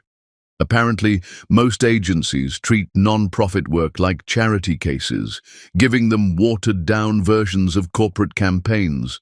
You treated us like we deserved the same creativity and sophistication as any Fortune 500 company. The Pemberton Foundation meeting was scheduled for the following week, and Tara spent days preparing with an intensity that reminded her why she'd fallen in love with marketing in the first place. This wasn't about manipulating consumers into buying things they didn't need. This was about telling stories that could literally save lives. But on the morning of the presentation, her confidence wavered. Standing outside the foundation's headquarters in Midtown, wearing her best suit and carrying a portfolio of work that represented her heart and soul, she felt the weight of everything riding on the next 2 hours. If she failed, she'd have to consider going back to corporate marketing, taking a safe job with a steady paycheck while her dreams of independence slowly died. If she succeeded, she'd have the financial breathing room to build the company she'd always envisioned. Her phone buzzed with a text from an unknown number. Heard about your Pemberton presentation today. Always knew you were capable of incredible things when you weren't limiting yourself to someone else's vision. Good luck. M. Marvin. Somehow he'd learned about her meeting, and despite everything that had happened between them, he was wishing her success. The message should have angered her, but instead it reminded her of something she'd almost forgotten in the chaos of betrayal and rebuilding. She was genuinely talented at what she did, not because he'd taught her or supported her or provided opportunities, but because she'd been born with gifts that had nothing to do with him. Miss Davis? A voice interrupted her thoughts. I'm Robert Pemberton. Thank you for meeting with us today. The presentation went better than Tara had dared hope. For 90 minutes, she demonstrated not just marketing strategies, but genuine understanding of the challenges facing vulnerable populations. She'd done research that surprised board members who'd been working in non-profit funding for decades, proposed solutions that showed both creativity and practical awareness of budget limitations. This is exactly what we've been looking for, Robert Pemberton said as she finished. Someone who understands that our organizations deserve the same level of sophistication as corporate clients, but adapted for missions that matter more than profit margins. The contract they offered was worth more than she'd made in her last year at Durantech. More importantly, it represented validation that her instincts about meaningful work had been correct. There was a market for marketing that served purposes beyond consumption. Walking out of their offices with a signed contract in her briefcase, Tara felt something she hadn't experienced since she was 23 and full of dreams that seemed limitless. The intoxicating certainty that she was exactly where she belonged, doing exactly what she was meant to do. For the first time in months, she wasn't thinking about what she'd lost. She was thinking about everything she was going to build. 3 months after her world had ended, Tara Davis was beginning to understand that some endings are actually beginnings in disguise, and that the woman she was becoming was worth more than the woman she'd agreed to be for someone who'd confused her devotion with limitation. Chapter 6. Marvin's Reality Check. The cruelest awakening isn't discovering that your fantasy was a lie. It's realizing that your fantasy was someone else's survival strategy, and you were too selfish to see their pain behind their performance. 3 months after destroying his marriage for a taste of danger, Marvin Duran woke up in Elisha's bed, feeling like a stranger in his own skin. At 32, he'd expected this relationship to restore his sense of youth and possibility. Instead, lying beside a woman who was beautiful beyond imagination but somehow felt like a mirage, he was beginning to understand the difference between excitement and emptiness. "You're thinking too loudly," Elisha murmured, without opening her eyes, her voice carrying the practiced sensuality that had initially intoxicated him, but now felt as automatic as breathing. "It's going to give you wrinkles. And then where will we be?" She was joking, but there was an edge beneath the humor that Marvin had learned to recognize over the past 3 months. Everything with Elisha carried subtext. Every conversation was a performance. Every moment felt calculated rather than spontaneous. "Just work stress," he lied, watching her stretch like a contented cat in the morning light, filtering through the silk curtains of the penthouse apartment he'd rented for her. Even in sleep, she was careful to position herself attractively, as if relaxation was a luxury she couldn't afford. "Work again," she sighed, finally opening blue eyes that were stunning, but somehow never seemed to truly see him. "Marvin, darling, the whole point of being rich is that you don't have to work constantly. You hire people to handle the boring details so you can focus on living." "I enjoy my work," he said, reaching for his shirt. "You enjoy control," she corrected with the sharp insight that occasionally reminded him there was a formidable intelligence behind her beauty. "You enjoy being needed, being important, being the brilliant man everyone looks up to. But when was the last time you actually had fun?" It was a fair question, but not in the way she meant it. Marvin had been having less fun with each passing week, despite living exactly the kind of adventurous life he'd thought he wanted. Late nights at exclusive clubs, spontaneous trips to places he'd only read about, passion that burned hot and fast and left him feeling curiously hollow afterward. "I have fun with you," he said, though it felt more like a question than a statement. "You have excitement with me," Elisha corrected, sitting up and wrapping the sheet around herself with unconscious modesty that seemed at odds with her usual brazen confidence. "But fun. Real joy. I'm not sure either of us remembers what that feels like." The observation was more perceptive than he'd expected, and it forced him to confront something he'd been avoiding. Despite the adventure, the passion, the constant stimulation of new experiences, he couldn't remember the last time he'd genuinely laughed. Not performed enjoyment for social media or business networking, but actually felt joy bubbling up from somewhere deep and authentic. "I should get to the office," he said, uncomfortable with the direction of his thoughts. "Should," Elisha repeated, tasting the word with something that looked like sadness. "You know, in foster care, should was the word adults used when they were about to make you do something that served their needs instead of yours. You should be grateful, you should adapt, you should understand." She'd mentioned foster care only once before, during their first night together, and Marvin had been too intoxicated with finally having her to ask follow-up questions. Now, seeing something vulnerable flicker across her perfect features, he realized he'd never bothered to truly know the woman he'd destroyed his marriage to possess. "You never talk about your childhood," he said, sitting back down on the edge of the bed. "Because it's not relevant to what we have," she said quickly, but her defensive posture suggested otherwise. "The past is the past. I don't believe in dwelling on things you can't change. But it shaped who you became. It taught me to survive," she said with a shrug that was meant to look casual, but carried the weight of years of practiced indifference. "When you're passed between strangers who see you as either a burden or an opportunity, you learn to make yourself valuable quickly. You learn what people want from you and how to give just enough to stay safe while protecting the parts they can't touch." The confession hit Marvin like a revelation. For 3 months, he'd been frustrated by Elisha's apparent superficiality, her focus on appearances and material things, her seeming inability to connect on deeper levels.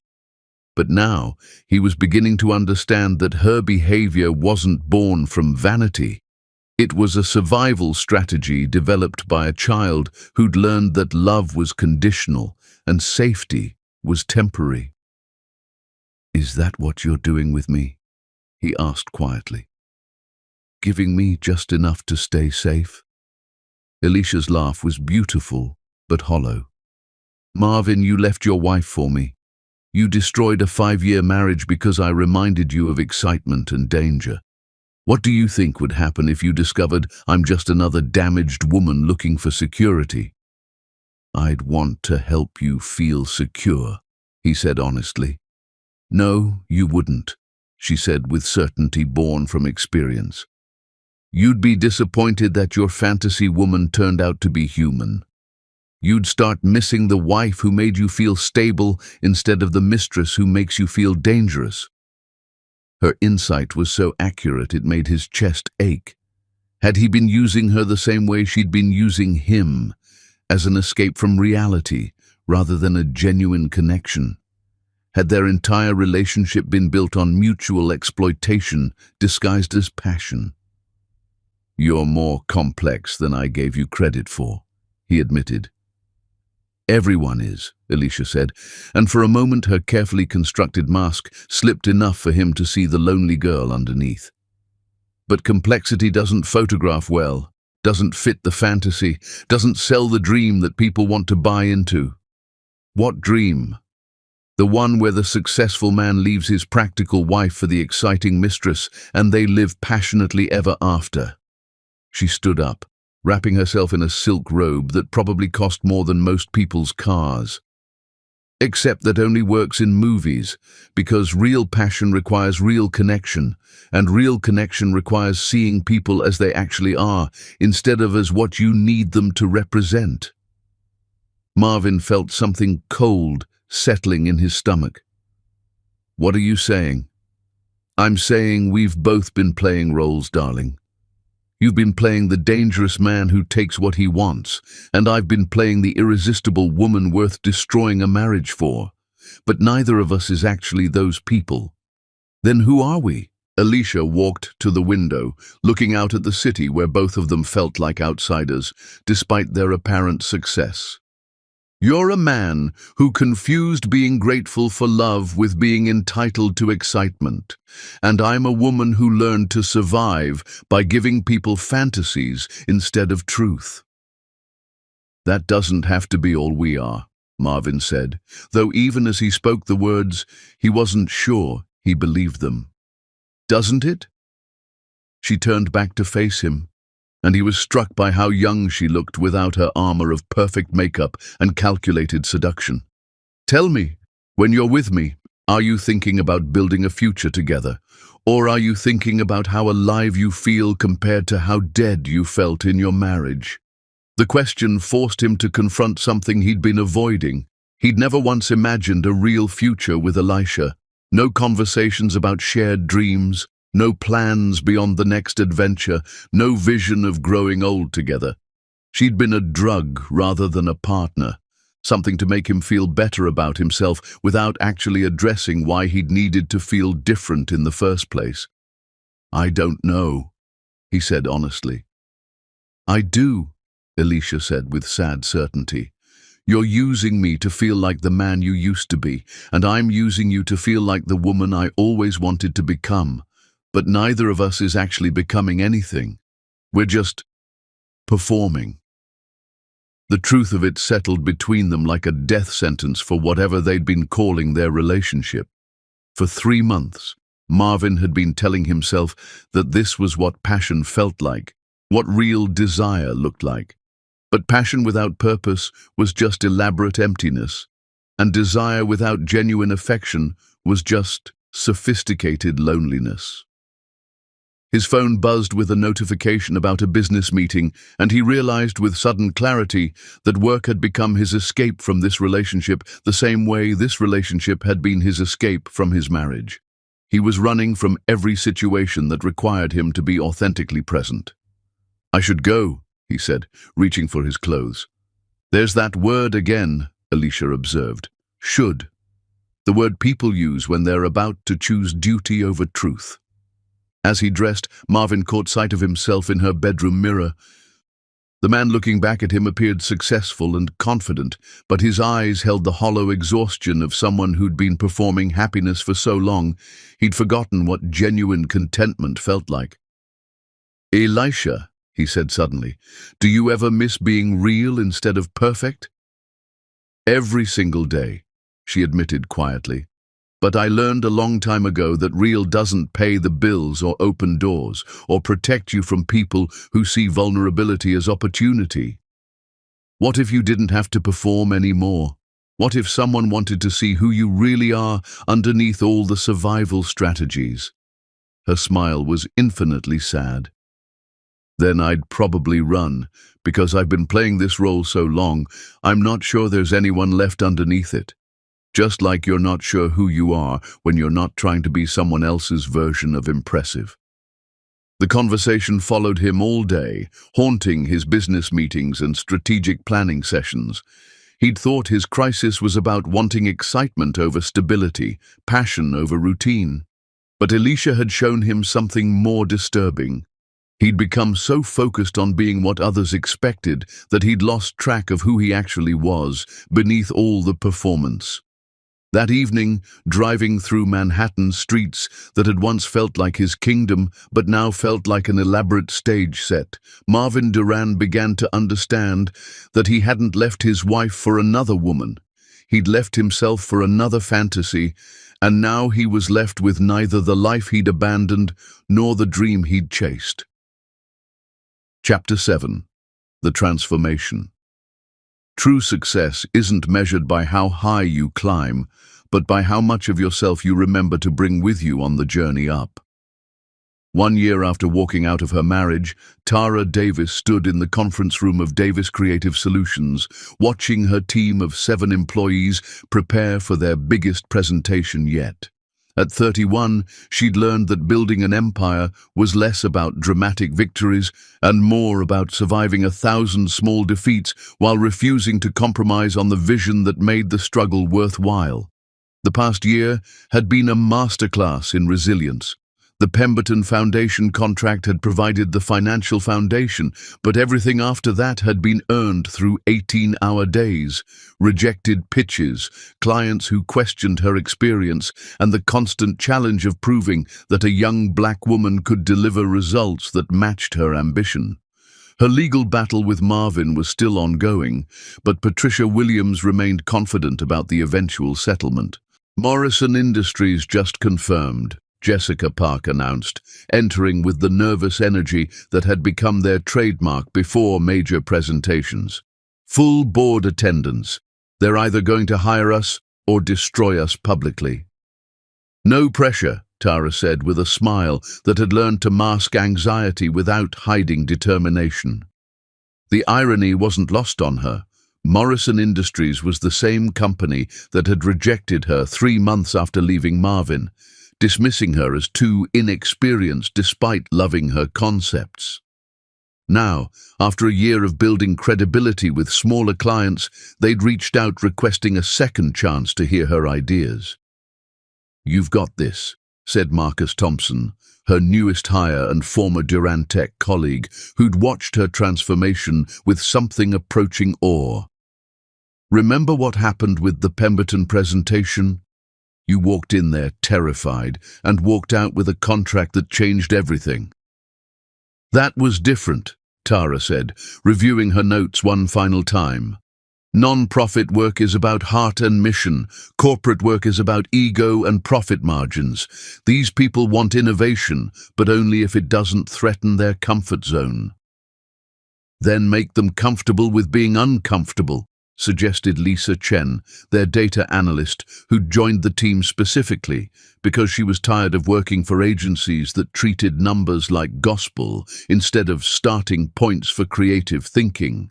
The presentation was scheduled for 2 p.m., which gave Tara 3 hours to manage the anxiety that had become her constant companion. Success hadn't cured her imposter syndrome, it had just raised the stakes for each new challenge. Her phone buzzed with a text from James Mitchell. "Know you're nervous about today. Remember that they called you, which means they already believe you're capable of solving their problems. Just show them what I see every time you talk about your work. Pure genius wrapped in killer presentation skills." The message made her smile for the first time all morning. She'd met James 6 months ago at a gallery opening Maya had dragged her to, and what had started as polite conversation over mediocre wine had evolved into something that challenged everything she thought she understood about relationships. James, 34 years old and divorced for 2 years, designed affordable housing and community centers instead of chasing the most lucrative architectural commissions. He was brilliant, passionate about his work, and carried his own emotional baggage with the kind of self-awareness that came from hard-won experience. "How's the pre-presentation panic?" Maya asked, appearing in Tara's office doorway with coffee and the knowing expression of someone who'd watched her sister's entire transformation. "Manageable," Tara lied. "I just keep thinking about what happens if I fail. All these people who believed in me, who left stable jobs to build something meaningful. What happens to them if I can't deliver?" "You mean what happens if you're human instead of superhuman?" Maya settled into the chair across from Tara's desk, her own exhaustion evident after another brutal week defending clients the system had written off. "Tara, you've built something incredible in 12 months. Even if Morrison says no, you'll survive and find other clients." "Will I, though?" The question came from a deeper place than professional anxiety. "Sometimes I wonder if I'm building something real, or just proving to myself that I can survive without Marvin. What if this whole business is just elaborate revenge disguised as independence?" "What if it is?" Maya asked pragmatically. "Even if it started as revenge, look what you've created. 7 employees who respect your leadership, clients whose businesses have grown because of your strategies, work that actually makes a difference in people's lives." It was true. Over the past year, Tara had helped a family restaurant increase revenue by 40%, launched a campaign that doubled enrollment at a community college, and created brand strategies for 3 nonprofits that had resulted in significant increases in both funding and volunteer participation. "I just miss having someone to share it with," Tara admitted. "Someone who understands the work itself, not just the success." "What about James?" "James is—" Tara paused, trying to find words for something complicated. "He's wonderful. He's supportive and kind and genuinely interested in my work. But sometimes I feel like we're both trying so hard not to repeat our past mistakes that we're afraid to actually build something real together." "What kind of past mistakes?" "His marriage ended because his ex-wife felt like he cared more about his social justice projects than their relationship. Sound familiar? And I'm so paranoid about losing my independence again that I analyze every interaction for signs that he might want to change me or limit me or make me smaller to fit his needs." "So you're both emotionally unavailable," Maya summarized with the brutal efficiency that made her an excellent attorney. "We're both careful," Tara corrected. "Maybe too careful. It's hard to build intimacy when you're constantly protecting yourself from being hurt again." The Morrison presentation went better than Tara had dared hope.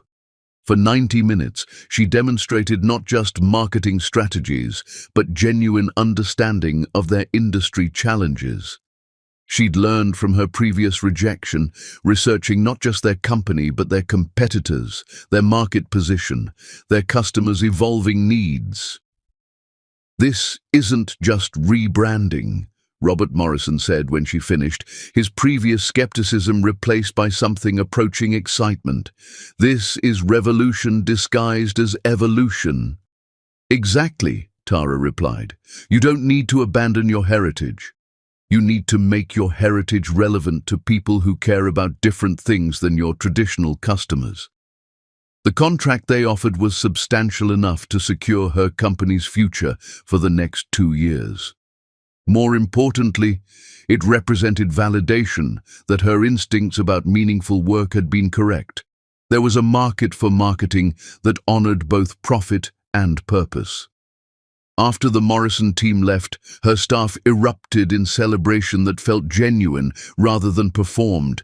These people had believed in her vision when she was still figuring it out herself, and their success felt shared rather than individual. "Dinner to celebrate," Jessica suggested. "The whole team plus significant others." "Actually," Tara said, surprising herself, "I think I'd like to cook dinner for James tonight. Something quiet and personal instead of public celebration." She'd been avoiding intimate gestures, afraid they implied dependence or expectation. But tonight, she wanted to share her success with someone who cared about her achievements, not because they reflected well on him, but because he genuinely wanted her to thrive. That evening, James arrived at her Soho apartment with wildflowers instead of expensive roses, a choice that somehow meant more because it suggested he'd been thinking about what she would actually enjoy rather than what was expected. "Tell me about Morrison Industries," he said, settling onto her couch with the easy comfort of someone who'd learned to navigate her spaces without trying to claim them. "Not just whether you got the contract, but how it felt to present to them after they rejected you before." "You remember that they rejected me?" she asked, surprised by the specific attention to details from their conversations weeks ago. "I remember everything you tell me about your work," James said simply. "How it felt matters as much as how it ended." For the next hour, they dissected not just her business success, but her emotional journey through it. The fear, the preparation, the moment when she'd seen respect dawn in Morrison's eyes. James listened with the kind of focused attention that made her feel heard rather than just supported. "I have news too," he said when she finished. "The community center project got final approval." "James, that's incredible." Her excitement for his achievement was immediate and unqualified, free from the careful calculations that had sometimes marked her celebrations of Marvin's success. "When do you break ground?" "Next month. 18 months from vision to reality." His smile was quiet but deeply satisfied. "Sometimes meaningful work takes longer than profitable work. But it's worth the wait." "Everything worth having is worth waiting for," he said, and she understood he wasn't just talking about architecture. "Always." "Do you ever worry that we're building a relationship based on what we don't want instead of what we do want?" She curled up beside him, close enough to feel his warmth, but maintaining enough space to think clearly. "Like we're both so determined not to repeat our past mistakes that we're afraid to risk making new ones." James was quiet for a long moment, his brown eyes thoughtful in the lamplight. "Every single day," he admitted. "My marriage ended because I was so passionate about my work that I forgot to be passionate about my wife. Now I'm with someone whose passion for her work is one of the things I love most about her, but I'm terrified of asking for more emotional intimacy because I don't want to seem like I'm demanding you prioritize me over your dreams. And I'm terrified of wanting more because I spent 5 years gradually losing myself in someone else's vision of love," Tara said. "So we're both holding back." "Maybe," James said, reaching for her hand with the careful tenderness of someone who'd learned that hearts break more easily than they heal. "Or maybe we're building something sustainable instead of something that burns bright and fast." "Is that what you want? Sustainable?" "I want real," he said simply. I want to know the person underneath all the protective strategies and survival mechanisms. I want to build something that can handle complexity instead of something that only works when everything is perfect. The honesty in his voice made something shift in Tara's chest. That sounds terrifying. It is terrifying, James agreed. But it's also the only way to find out if what we have is worth protecting or if we're just two damaged people helping each other avoid dealing with our issues. They spent the evening talking with a depth they'd been avoiding for months about his failed marriage, her trust issues, their shared fear of vulnerability, and their growing certainty that whatever was building between them was worth the risk of being hurt again. As the city settled into night around them, two people who'd learned that love could be dangerous began the tentative process of discovering whether it could also be safe, whether passion and security could coexist, and whether the best relationships were built not by avoiding damage, but by trusting someone enough to let them see your scars. Chapter 8. The Reckoning. True power isn't about crushing those who underestimated you. It's about becoming so authentically magnificent that their belated recognition feels irrelevant to the life you've built without them. 18 months after walking out of her marriage, Tara Davis was reviewing expansion plans when her assistant knocked on her office door with an expression that mixed professional concern with personal protectiveness. Kim Rodriguez had developed an almost maternal instinct about protecting her boss from anything that might disrupt the focused energy that had built their company from desperate dream to industry disruption. "Miss Davis, there's a Marvin Duran insisting he has an appointment," Kim said, her tone suggesting she knew exactly who this man was and why his presence might be problematic. "I've checked your calendar twice, and there's nothing scheduled."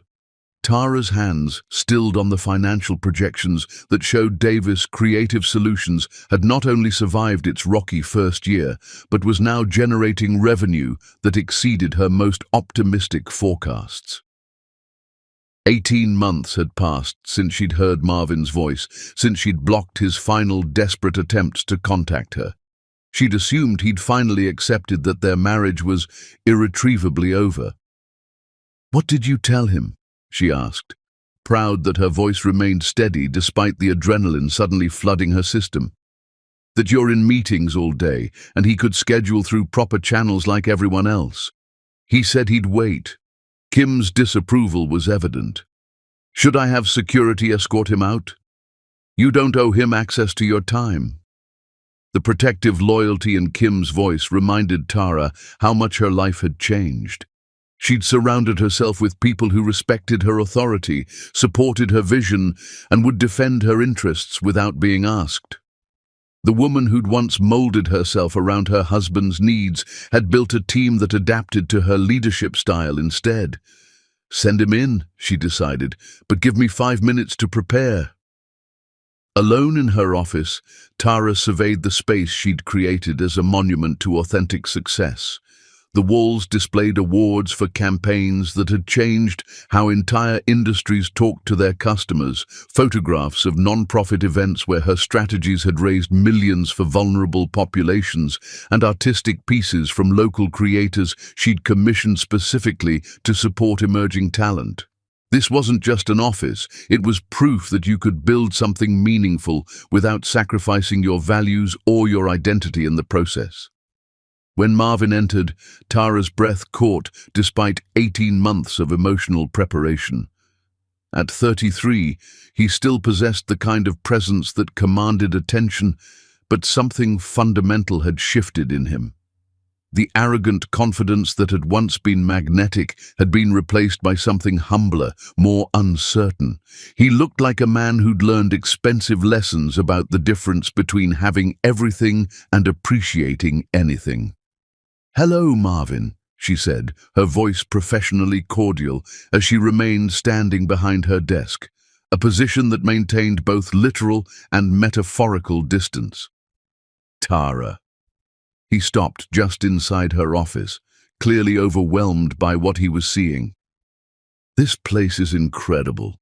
You really did it. You built exactly what you always dreamed about." "I built what I needed to survive," she corrected, studying his face for signs of the man she'd once loved unconditionally.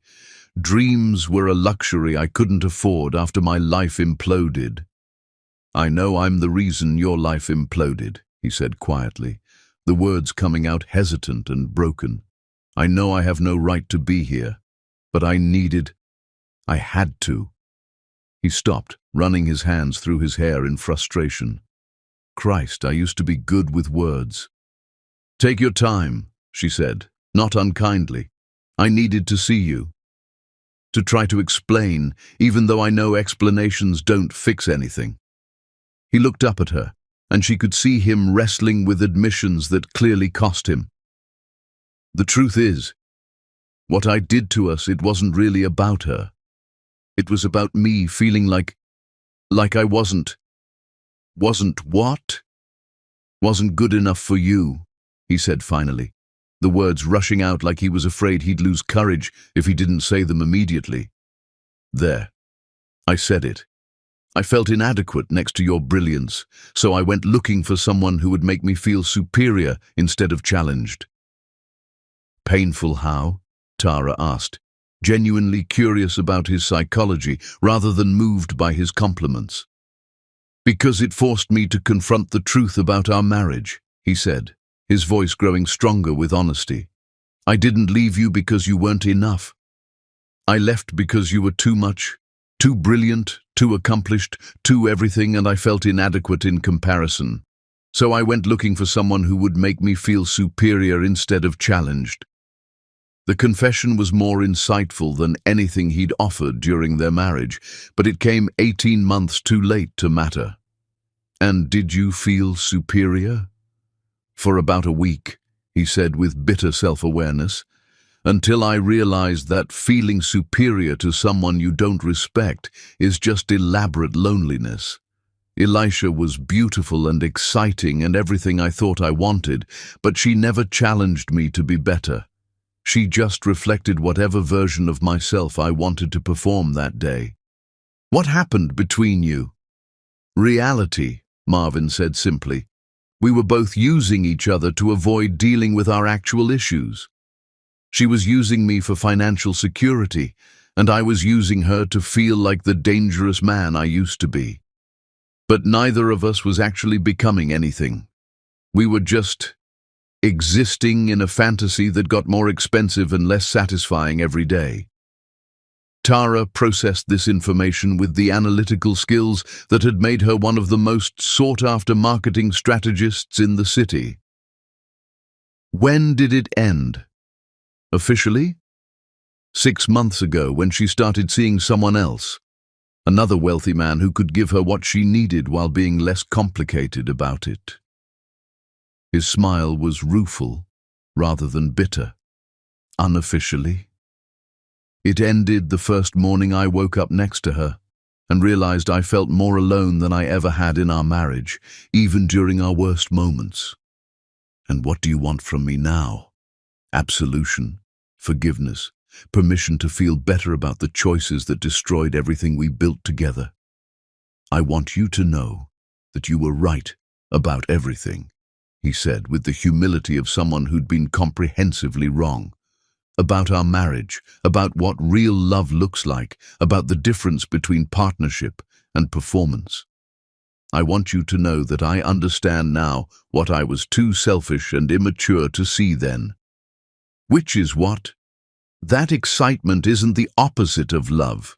It's what love feels like when you're brave enough to keep choosing the same person, even when familiarity makes it easier to take them for granted. He paused, gathering courage for what came next.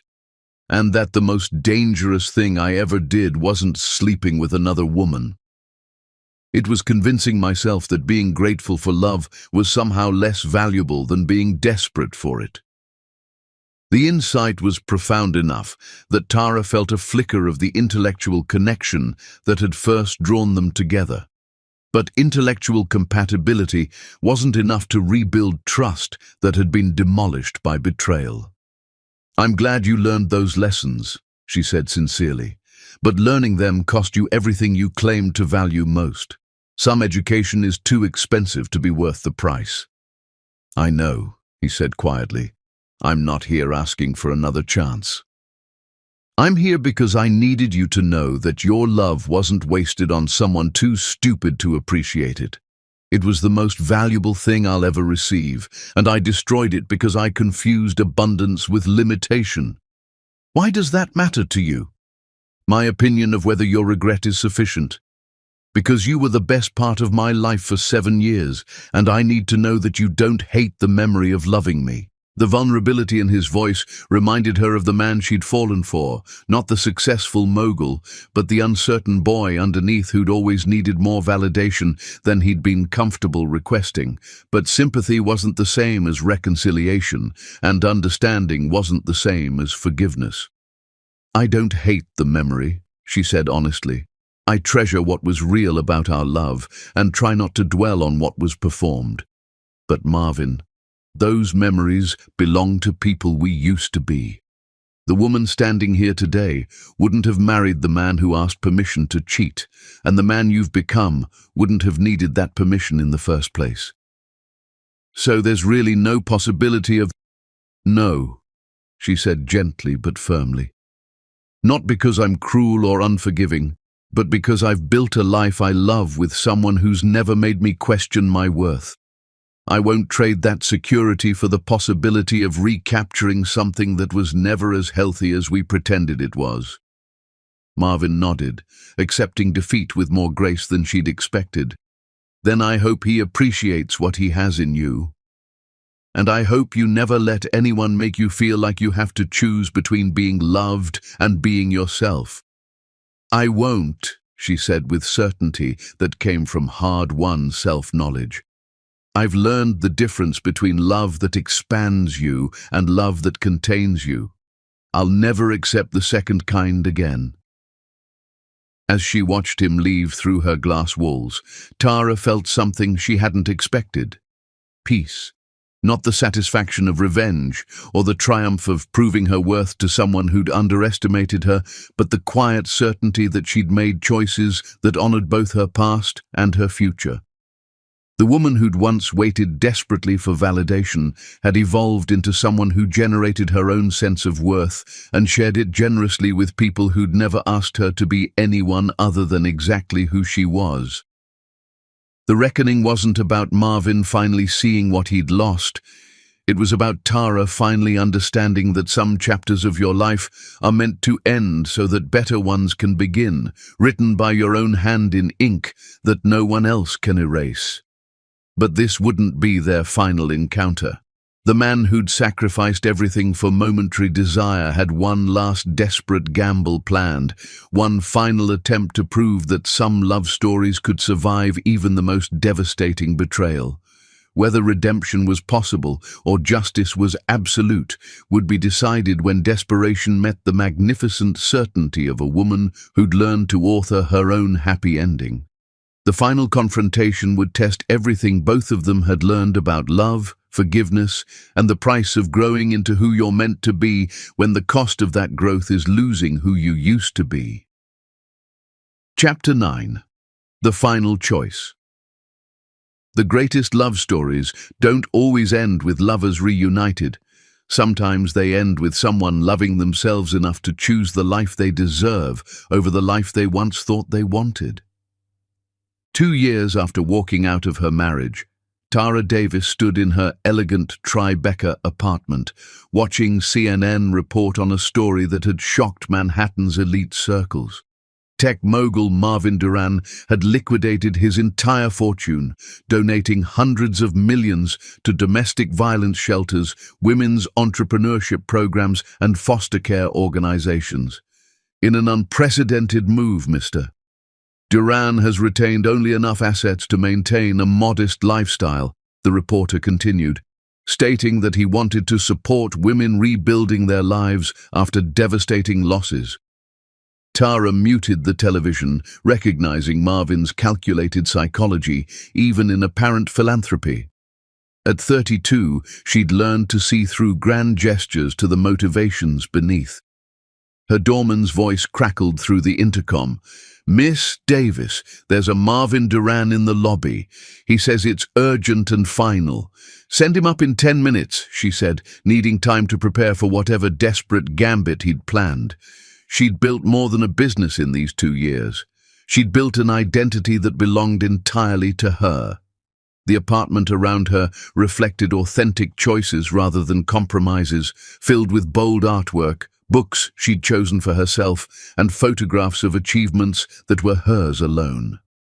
When the knock came, soft and hesitant, she opened the door to find Marvin transformed by loss and self-examination. At 34, he looked like a man who'd been systematically rebuilt from different materials. Humbler, more genuine, but carrying the weight of consequences that showed in every line of his face. "Hello, Tara," he said, holding divorce papers and the anniversary necklace like relics from another life. "I saw the news about your donations," she said, stepping aside to let him enter. "Very dramatic. It wasn't drama. It was education." He sat heavily on her couch, looking around her space with something approaching awe. "I needed to understand what it felt like to have nothing so I could finally appreciate what I'd destroyed when I had everything." "And what did you learn?" "That I'd spent my entire adult life trying to prove I deserved good things instead of just being grateful when they arrived." His voice caught slightly. "I learned that your love was the most valuable thing I'll ever possess, and I destroyed it because I was too insecure to believe I deserved it." Before Tara could respond, James's key turned in her door. She'd given him one 3 months ago, a gesture that had terrified and thrilled her in equal measure. He appeared carrying wildflowers and wearing the smile that had never once made her question her worth. "Am I interrupting something?" James asked, taking in the scene with calm assessment rather than jealousy. "James, this is Marvin," Tara said simply. "Marvin, James." "The architect," Marvin said, rising to shake hands. "I've read about your community housing projects. They're genuinely impressive." "Thank you," James replied. "Your AI work has always been remarkable too." The civility between them was surreal. 2 men who understood that the woman they both cared about held all the power in this moment. "I came to apologize," Marvin said, turning back to Tara, "and to ask if you think it's possible for someone to change fundamentally enough to deserve what they destroyed through their own stupidity." "People can change," Tara said thoughtfully, "but they can't undo consequences. You can become better, but you can't become someone who never broke my trust." "I know, but Tara..." He struggled with words, no longer the articulate businessman, but a man fighting for something he'd learned too late to value properly. "What if I told you I finally understand that love isn't about finding someone who makes you feel complete, that it's about being whole enough that when you choose someone, it's to add joy instead of fill emptiness?" "That's beautiful insight," she said gently, "but learning it cost you everything you claim to value most." "Then let me spend my life proving I've learned it. Let me show you that losing you taught me how to love selflessly instead of selfishly." James had moved to the window, giving them space while making his presence felt, a contrast that wasn't lost on any of them. One man desperate for another chance, another secure enough to trust her judgment. "Marvin," Tara said with gentle finality, "I'm glad you've grown. I hope you find someone who gets to benefit from all that wisdom. But I've built a life with someone who never needed to learn how to cherish me. So there's no chance. Nothing I can do or become that would earn me another opportunity to love you properly. You can love the next woman properly from the beginning," she said kindly. but I won't trade the security I found with James for the possibility of teaching someone else how to value me." Marvin nodded, accepting defeat with dignity that would have been impossible 2 years ago. As he reached her door, he turned back. "I want you to know," he said quietly, "that watching you become this powerful, successful woman, it's the most beautiful thing I've ever witnessed, even though it breaks my heart that I can't be part of it." "You were part of making it necessary," Tara replied, "and I'm grateful for that, even though it wasn't your intention." After he left, James wrapped his arms around her from behind. "Any regrets?" he asked softly. "Only that it took betrayal to teach me my own worth," she said, leaning against his warmth. "But not about choosing this life, choosing you. And now I know that the greatest love story isn't about forgiveness or second chances," Tara said, turning to face him. "It's about recognizing love that was right from the beginning and never letting anyone convince you to settle for less." Outside, Marvin drove through Manhattan in his modest car, finally understanding that wisdom earned through destroying what you love most is wisdom that comes too late to matter. But inside her apartment, Tara smiled as she took James's hand, walking toward a future built on the solid foundation of loving herself first and choosing someone who'd understood her worth from the moment they met. Some love stories end with forgiveness. The best ones end with a woman powerful enough to choose happiness over history, growth over grief, and love that celebrates her exactly as she is, over love that had to learn her value through loss. Chapter 10. The Choice. The greatest love stories don't always end with lovers reunited. Sometimes they end with someone loving themselves enough to choose the life they deserve over the life they once thought they wanted. Tara opened her door to find Marvin standing in the hallway, holding divorce papers and the anniversary necklace like relics from a life that felt like ancient history. At 34, he looked like a man who'd learned expensive lessons about the difference between wanting someone and deserving them, but the education had come at a cost that showed in every line of his face. "I saw the news," she said without preamble. "The donations. Very impressive." "It wasn't for show," he said quietly, though they both knew that everything Marvin did carried an element of calculation. "I needed to understand what it felt like to have nothing, so I could finally appreciate what I'd destroyed when I had everything that mattered." "And what did you learn from poverty?" "That I'd spent my entire adult life trying to prove I deserved good things instead of just appreciating them when they arrived." He met her eyes with the directness of someone who'd finally stopped performing emotions he thought others wanted to see. "I learned that the most valuable thing I ever possessed was your love, and I destroyed it because I was too insecure to believe I deserved it unconditionally." Behind her, she could hear James moving quietly through her apartment, giving her space to handle her past while making his presence known. The contrast between the two men was everything. One begging for another chance, the other secure enough in their relationship to trust her judgment completely. "Why are you here, Marvin?" she asked, remaining standing while he sat heavily on her couch like a supplicant seeking an audience with someone whose forgiveness could absolve years of regret. "Because I needed you to know that I finally understand the difference between gratitude and love, between partnership and possession, between appreciating someone and taking them for granted." His voice gained strength as he spoke. "And because I wanted to ask if you think it's possible for someone to change fundamentally enough to deserve a second chance at something they destroyed through their own stupidity." "People can change," Tara said thoughtfully, "but they can't undo the consequences of who they used to be. You can become a better man, but you can't become a man who never betrayed his wife's trust." James appeared in the doorway then, wearing the charcoal suit he'd chosen for their evening, celebrating his latest community project.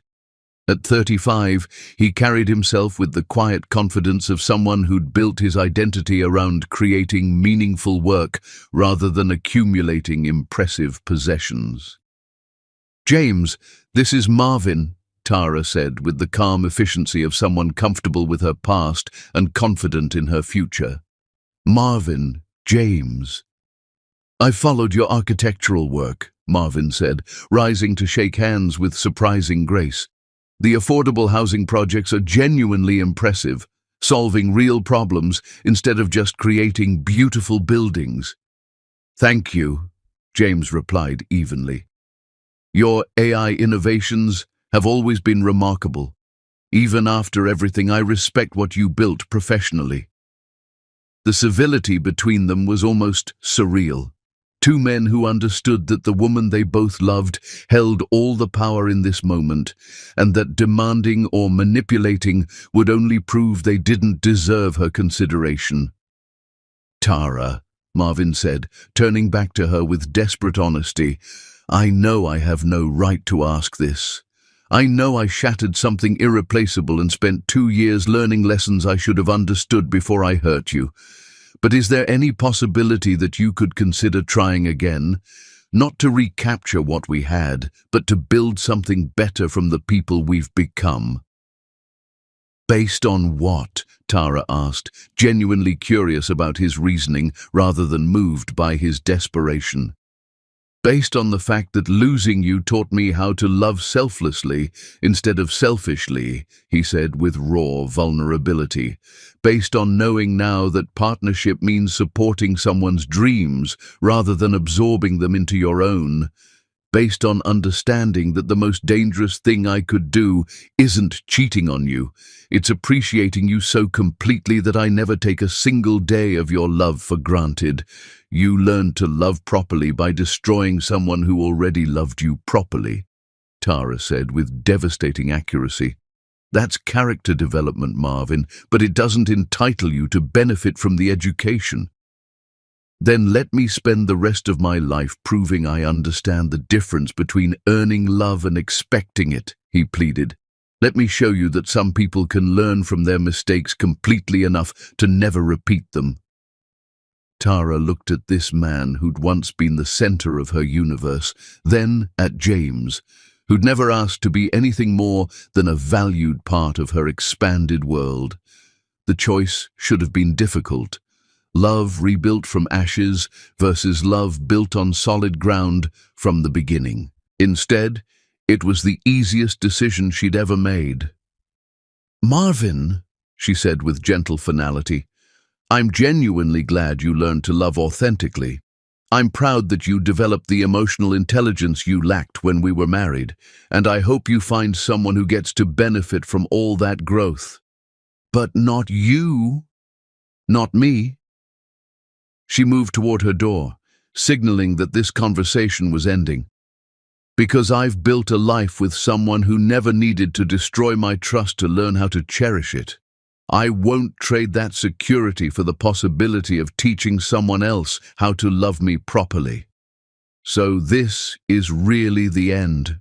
This is really the beginning of your chance to apply everything you've learned with someone who hasn't already paid the price for your education." Marvin nodded, accepting defeat with dignity that would have been impossible 2 years ago. "Then I hope James knows what an extraordinary woman he has. And I hope you never let anyone make you question your worth again." "I won't," Tara said with certainty born from hard experience. "I've learned the difference between love that expands you and love that diminishes you. I'll never accept the second kind again." After he left, James wrapped his arms around her from behind, his chin resting on her shoulder as they watched through her windows while Marvin disappeared into the city night. "Any regrets?" James asked softly. "Only that it took betrayal to teach me I was worth more than I thought," Tara replied, leaning back against his solid warmth.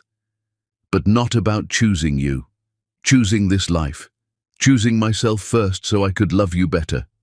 And now I know that the greatest love story isn't about finding someone who completes you, she said, turning in his arms to face him.